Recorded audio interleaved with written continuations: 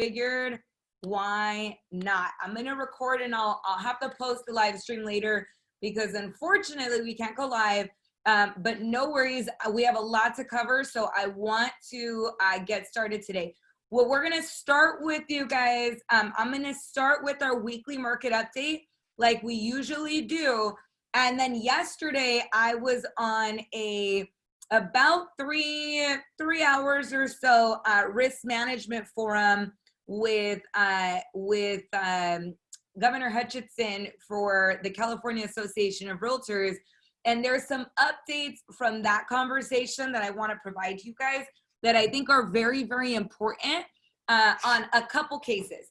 A couple of it is some stuff is important because of the clients that you're dealing with.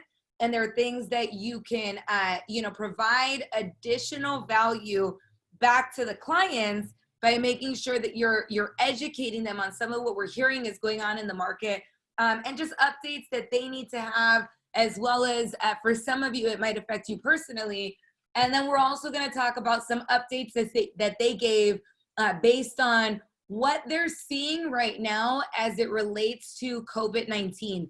And then I'll open it up for questions as well. So I'm going to jump right in and I'm going to move quickly on the weekly market update today, because I want to make sure that we have time to address any questions that might come up around some of the risk management pieces that came up as well. So let me go ahead and screen share. Oh, okay.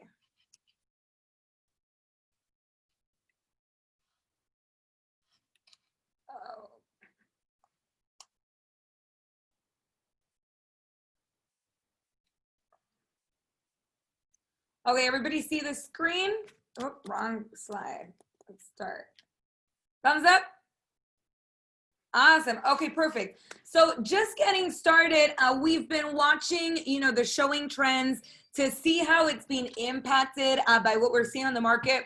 For those of you that are working the market very consistently right now, we're seeing a couple different trends. So if you remember last week when we jumped on and I was talking about some of what we're seeing from an offer perspective, from a showing perspective, we have more pre-approved buyers right now, right? Not since the beginning of the year, not since last year. We have more pre-approved buyers right now in the market since 2016, right? It's the highest that the pre-approval has been, which is a big influx. So it's not just that we've kind of, gone from that original pre-COVID dip. We've seen showings dramatically continue to increase and still have not really stabled out. We remember this dip, right? It was a holiday weekend. So we always want to inspect what we're seeing. It was a holiday weekend paired with a little bit of additional restrictions that week for COVID. And yet we've seen the amount of showings right now continue to go up. A couple factors: the highest rate of pre-approval that we've seen. Second, we have a high competition, right? High competition in the market and limited inventory. So we're still seeing that limited inventory play out and the impact that it's having as we're working with our clients. We're also seeing, so right here you can see we were 191.9 above the average, right? Above that baseline for showings just as of this past Sunday. So we've seen that continue to go up, and we're seeing multiple offers coming in continuously, right? So what does that look like? We're seeing 30 offers on properties. We're not in that. At the end of last year, we were seeing, if we were in a multiple offer situation, maybe 5 or 6 offers. Right now we're seeing 25 offers, 30 offers. The almost norm for an entry-level starter home on the market right now, above asking, is about 10K to 50K, right? That's what I'm hearing across the board. Now we do have outliers. We have those outliers within our own office. One of our listings went for it was originally 120 above, 150 above asking, right? One of our agents at a sister office in Corona Del Mar, in the luxury world. So this is really interesting, and we want to watch these things because generally when we see a market shift, luxury is actually the first to start seeing the biggest price drops. And yet we saw a luxury property in Corona Del Mar go for 1 million above asking, right? 1 million above asking. So I just want to put that in perspective on a couple items as you're meeting with your clients, is really being intentional when you're showing the properties, and being intentional with your buyers, that you're moving quickly after showing them a property. If it's an area of interest, you want to have the conversation about putting in an offer right away, right? You want to have that conversation right away, because as you can see, just by the number of showings that are going on in the market right now, there's a lot of competition, right? So that phone call needs to happen to the other agent. Most of the negotiation tends to happen over the phone. We want to get as much information as possible up front, versus waiting, right? Hoping we submit an offer and hoping they see it and sending a text message, right? I'll note, the conversation sometimes that you have with the other agent may be the difference between you getting your offer accepted versus somebody else, especially if you've got the same offer as somebody, as well as being in the running for backup, right? So that's on showings. Let's look at some of the summary data trends. So we've been looking at the pre-COVID window, that 8-week window from January 27th to March 22nd, right? Which was that pre-COVID window. So the first quarter of the year, generally it's a little bit of a lighter quarter. We always see increases due to seasonality, meaning in the second and third quarter, our trends, our numbers tend to go up across the board. With us, it was a little bit different this year, right? As of March 23rd, we were kind of thrust into pandemic, and we saw dips across the board for CRMLS, the Association for Real Estate in general, and in essentially every category. So we're looking now at that 21-week window post-COVID to see how we've been faring from price as well as units. So this is last week, right? As of 8/10, when we looked at that pre-COVID window, pre-COVID, the median for sale price was $554,600, right? The median for sale price. That has continued to go up, right? That has continued to go up. In fact, this past week, we were at $599K for homes priced in Los Angeles County. That brought us up to a 21-week average of $578,700, on average, 4.34% above that pre-COVID window. And this is interesting because pre-COVID, we had seen almost 97 weeks of continuous price increases. Right around COVID, we saw it flatten out. And the assumption, if you remember about 21 weeks ago, everybody was wondering, hey, are prices going to continue to go down? And if your clients are asking, are prices going down, right? We know the answer is no, because inventory issues and the interest rates are causing a lot of demand, right? A lot of demand in the market. So we're still seeing the median for sale price go up. The same thing as we get into under contract, right? As we get into under contract. So look at that difference. A $599 median for sale price within the last week. So the numbers in parentheses are the numbers from exactly last week, right? The week of 8/17. The median under contract price was $650,000.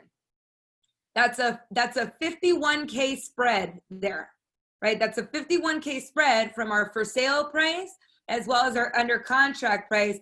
Last week, the median was also $599, so that 51K spread has not changed, right? That 51K spread has not changed, which is significantly higher than what we saw pre-COVID. So we're seeing, like I said, above asking about 10 to 50K right now, right? And then let's look at this sold price, right? The sold price. The median sold price last week in Los Angeles County was 652, right? Was 652. That brought our 21-week average to 615, right? So 652 sold. What does that mean, right? What are we looking at? We're not seeing as many concessions during the under contract period. That's likely due to the fact that if you really think about it, most of these sellers probably have multiple backup offers, right? Most of the sellers have multiple backup offers. So we're not seeing as many concessions throughout the life of the transaction. Things like repair request concessions, right? Credits back towards closing. That's just not something that's really happening right now. If you're looking at a hot new property on the market, I would not be looking at how can I negotiate, right, concessions right now. Now, if the property's been on the market for more than 30, 40, 50 days, then that might be a little bit different. But right now, we're assuming that we're competing against a significant amount of offers. We want to make sure that we're calling the other agent on behalf of our buyer and getting as much information as possible.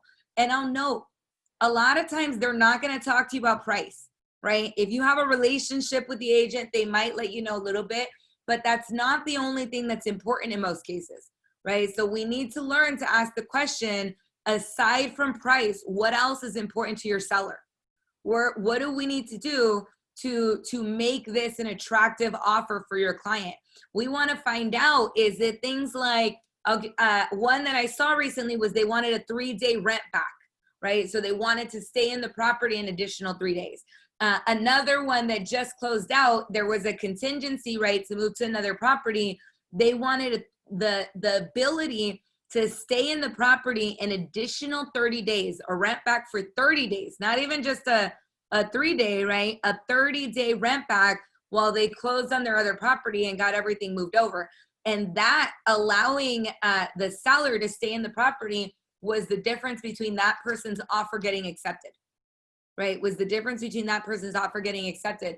Sometimes it's what we're seeing a little bit more of is requests for appraisal contingencies to be waived. I'm going to note, if you are looking at doing anything like that, definitely give us a call so we can advise you on it first and really make sure that your client understands what they're doing. I got another call yesterday for a client where the property fell out of escrow, right? There's supplemental inspections. So they included a termite report as well as an inspection report. And the client, the buyer, decided that they wanted to waive their right for a termite as well as inspection. Now, here's what the client needs to understand in that case is if during their investigation period or after the close of escrow, let's say the termite report that they received, right, said no termite issues. And 30 days after they close on the property, all of a sudden they find out that there's major termite damage within the property, right? Major termite damage. But the inspection report that they received said no termite. They will not have a claim because if they waive their right to termite inspection because the initial termite report was paid for by somebody else. So the fiduciary duty that the termite inspector had is to the person that paid for the report, not for the buyer that's purchasing the property, right? And so now there's no room to kind of contest that after close of escrow. So understanding those things, if your client's waiving any reports or waiving anything, is going to be very, very, very important, right? That's going to be very important. But if you're getting it, if you're like, hey, I'm trying to get my offer accepted, this is what they're asking for, can I get some support? Call, right? The SOS button right here, guys, right? The SOS button, we want to get your offers accepted. We want to help you compete, but we also want to make sure that you are educating and informing your client, as is your fiduciary duty, to protect them throughout the life of the transaction and then through the transaction as well. So let's look back over here.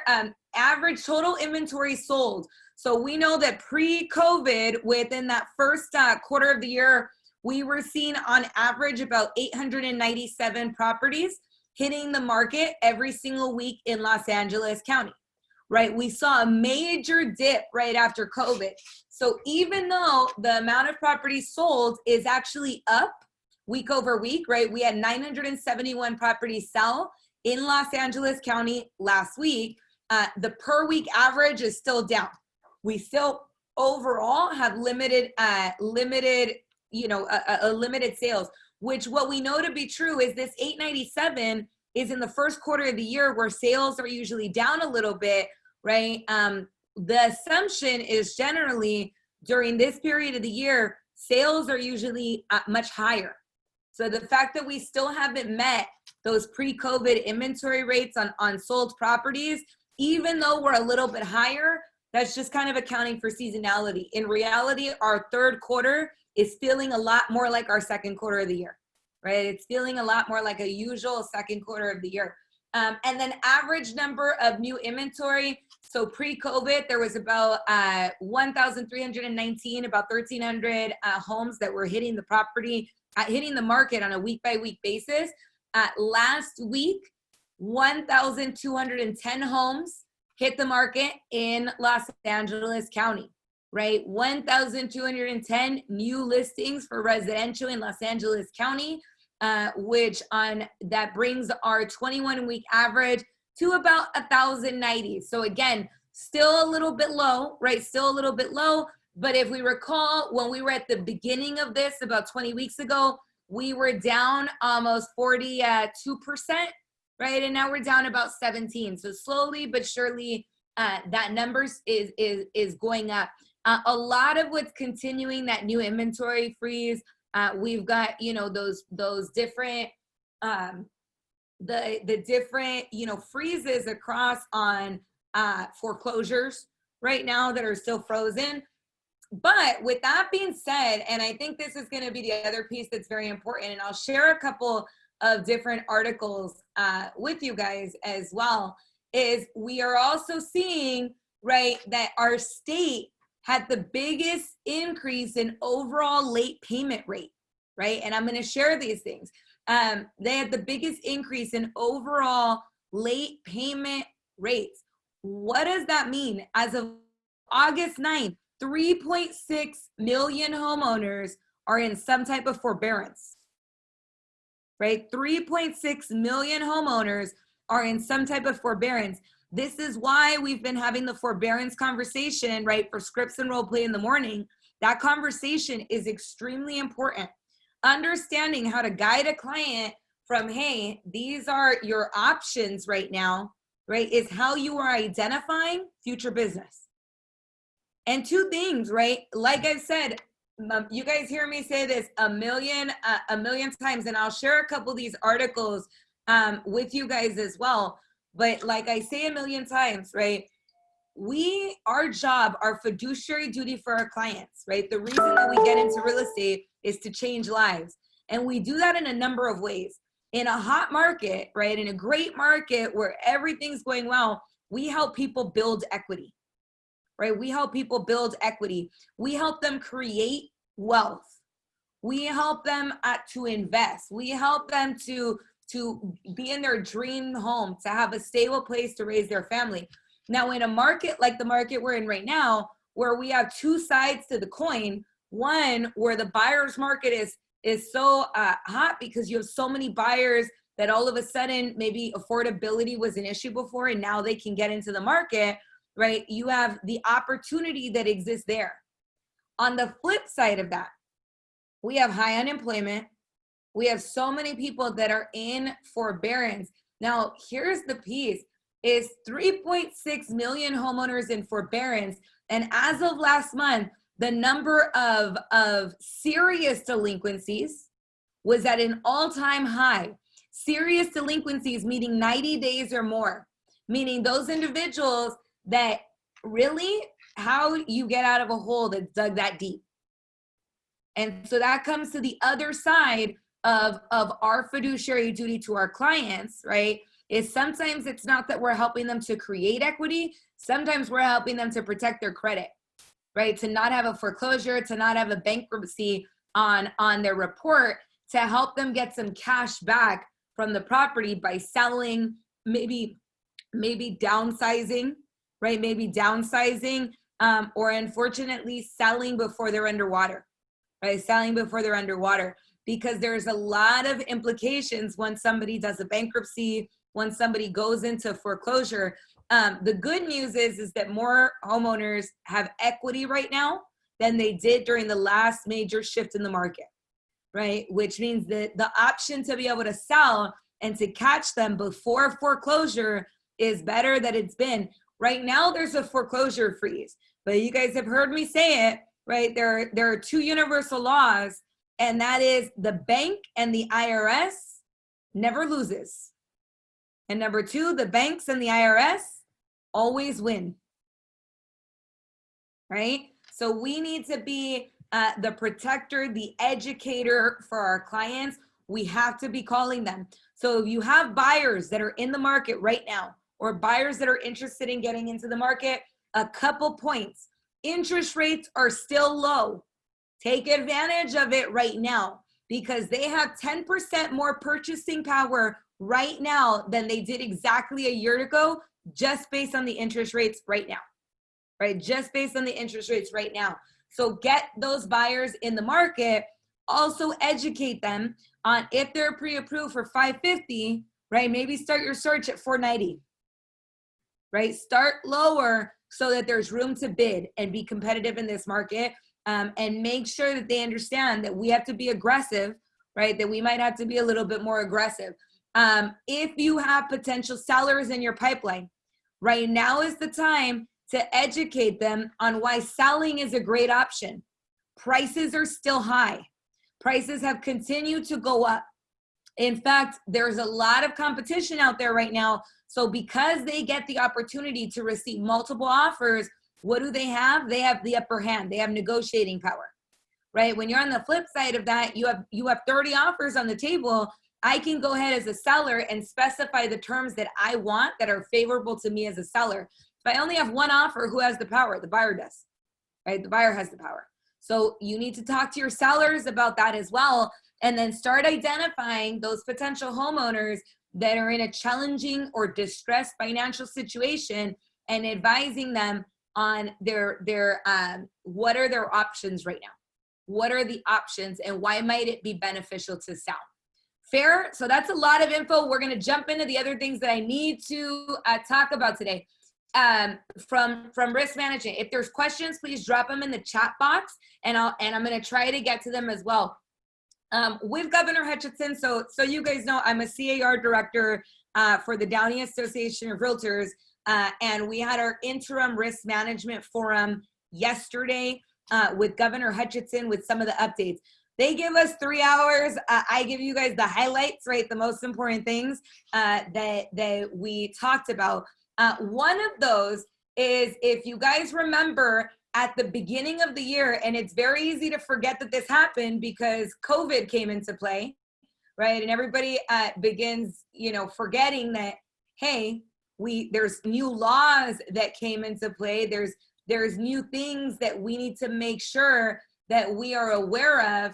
One of those things is going to be AB 1482, right? AB 1482 was a law, Assembly Bill 1482 was a law that became effective January 1st, 2020. What it did is it imposed rent caps on most residential properties in California, as well as just cause requirements. What does that mean, right? What does that mean?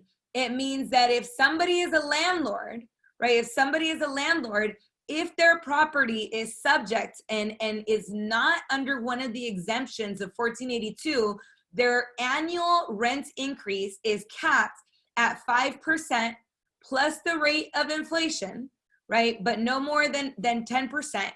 And that they have to produce just cause if they're gonna evict a tenant, right? If they're gonna evict a tenant. So what that means, and given right now, guys, they can't evict because there's an eviction freeze, right? So they're not able to evict just yet. And yet the just cause means there are only 11 reasons that a tenant could be considered at fault that would be an allowable reason for eviction, right? After the eviction freeze specifically. So that law came into play as of January 1st. One of the requirements of that is that every single tenant needs to receive a document, a notice from their landlord, in addition to their lease, to their addendum, right, to their lease agreement, that is called the rent cap and just cause addendum, right? The rent cap and just cause addendum. if you have properties yourself and you have tenants, right? If you have clients that have tenants, you need to be having this conversation with them, because the requirement was, right? The requirement was that although this law went into place January 1st, every single tenant should have received that document as of August 1st.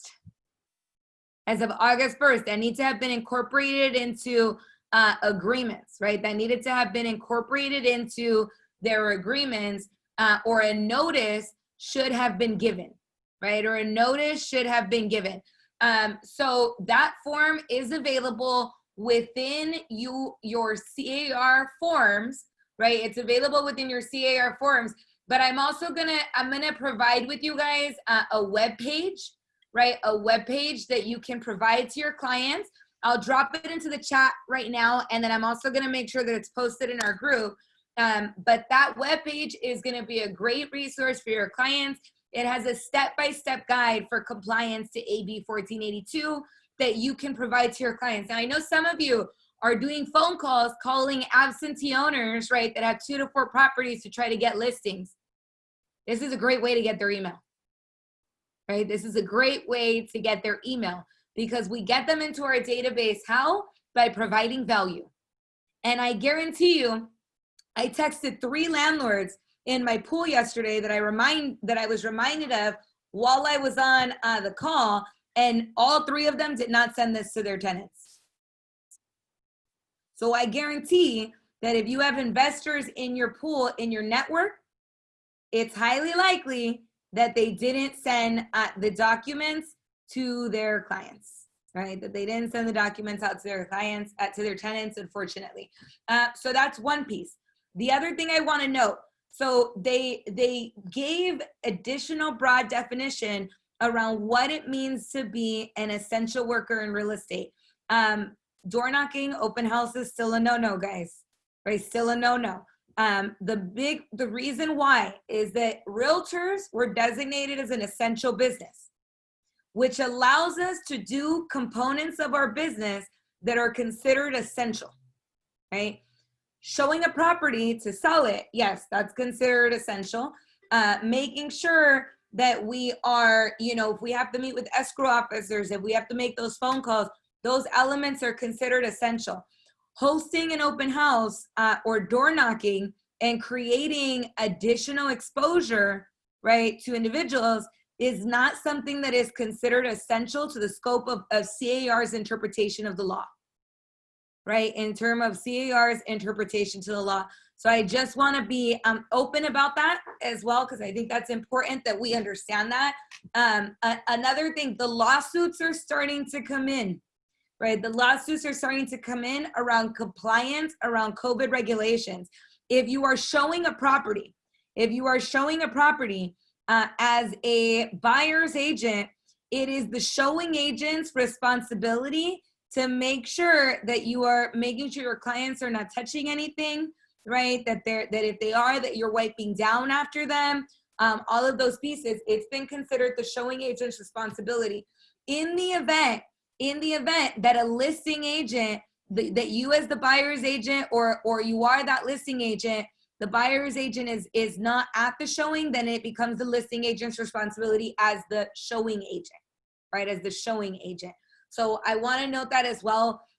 What we're starting to see, and this is what CAR reported, I urge you, follow protocol, you guys, right? Follow protocol around the PEAD, right? Make sure that if you are showing a listing, that you're scheduling enough time between those showings for cleaning, right? There are reports already of people going in with their handy dandy camera and videoing what they feel is not what they feel is not following COVID guidelines, and sending that to the DRE, right? And sending it to the DRE. It's not worth getting in trouble, right? It's not worth getting in trouble or getting fined. So make sure that you guys are following those guidelines.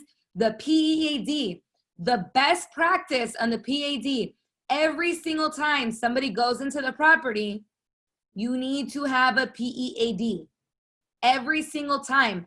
I don't care if it's your client and preferably dated the day they're going into the property, right? Preferably dated the day they are going into the property. The PEAD is your major protection. If it's an inspector, PEAD. If it's a termite guy, PEAD. If it's the appraiser, PEAD.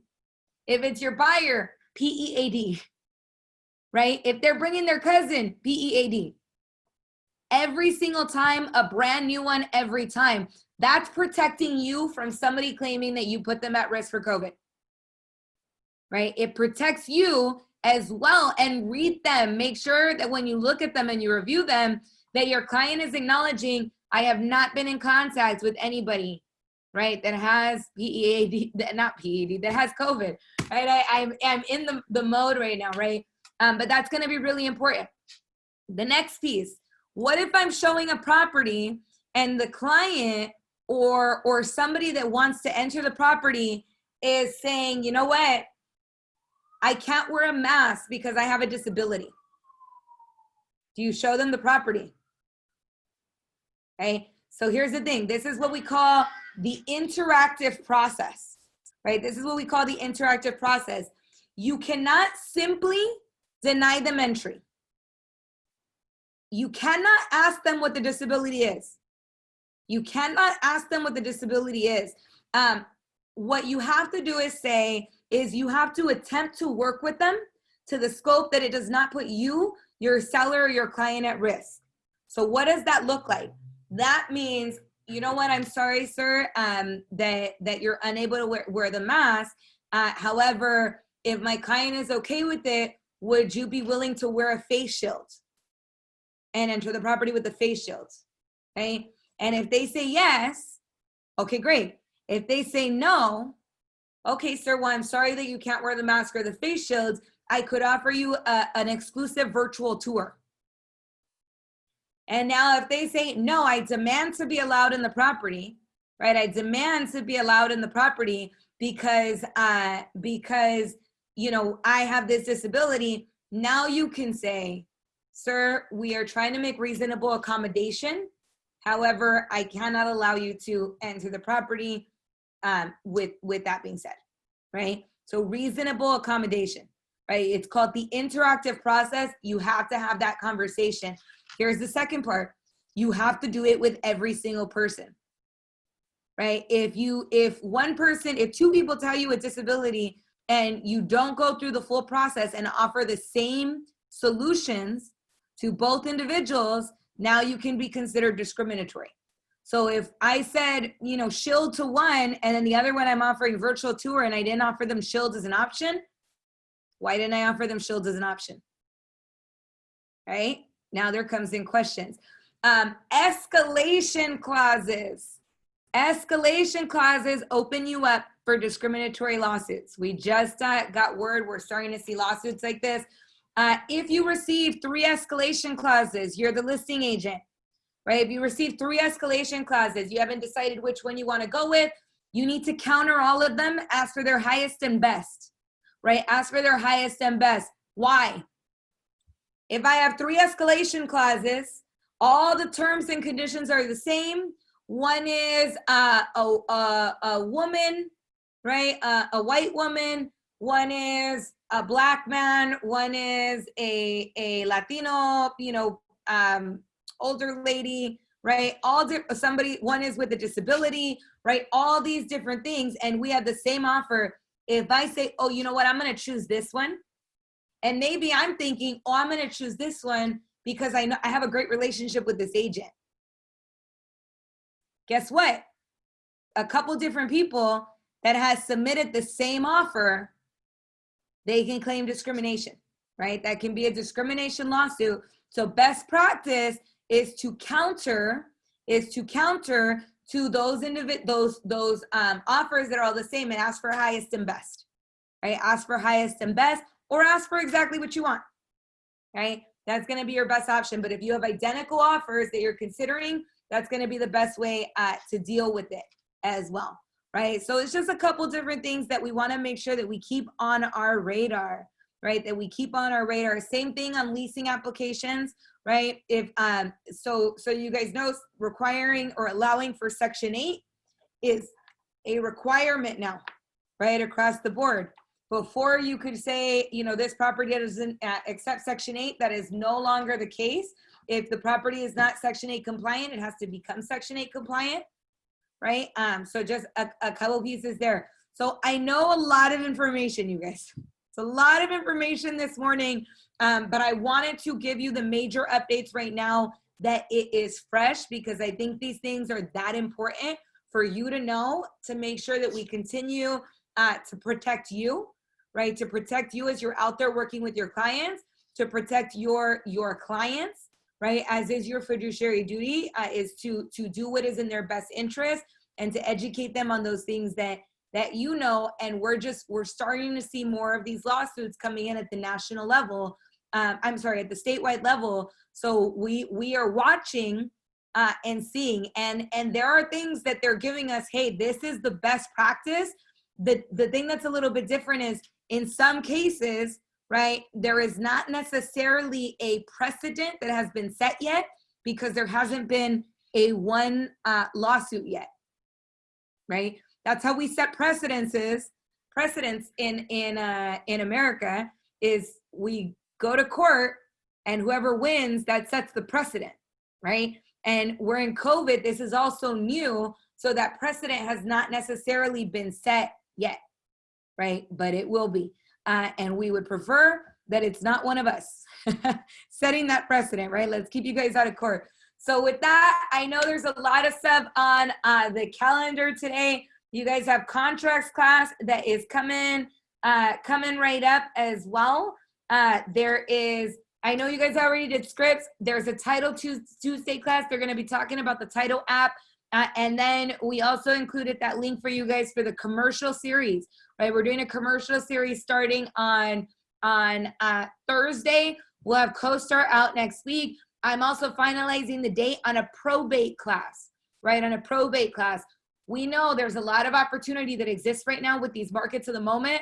And then starting September, we're still finalizing the details, right? But pre-foreclosure, the pre-foreclosure market is a huge market. And we're going to be teaching you the systems that the #1 REO pre-foreclosure agent, according to Equator, in the nation is using, right? Where I'm consulting directly with her so that we can get that information for you guys. And that's what we're going to be delivering in September. So a lot of stuff on the calendar right now. But with that, I hope you guys have an absolutely phenomenal morning. If additional questions come up, especially around any of the things that we talked about today, I ask, please, if it's a broad question, that you post it in the hub and tag me, because chances are, if you have that question, so does somebody else. So I'd rather use it as an opportunity, right, to inform everyone at the same time, right? If it's a personal question on one of your personal clients, give me a call, right? Give me a call. All right, guys, I will talk with you all soon. Have a great rest of your morning. Bye, everyone.